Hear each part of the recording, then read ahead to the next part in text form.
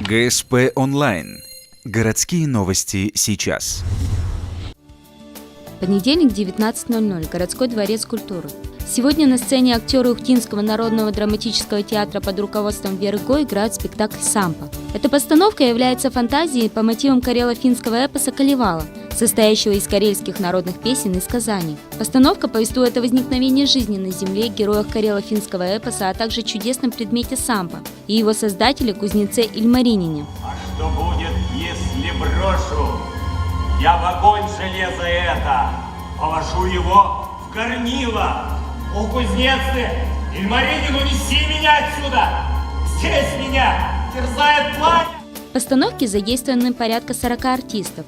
Актерам удалось глубоко вжиться в роли, несмотря на то, что произведение достаточно сложное. Вообще, на самом деле, он очень сложный, потому что все эти так называемые руны, которые мы читаем, они сложны для понимания. В них надо вдуматься, а не просто слушать. Но это очень красивое произведение, которое говорит о многом, и это много завуалировано очень красиво, просто в тексте.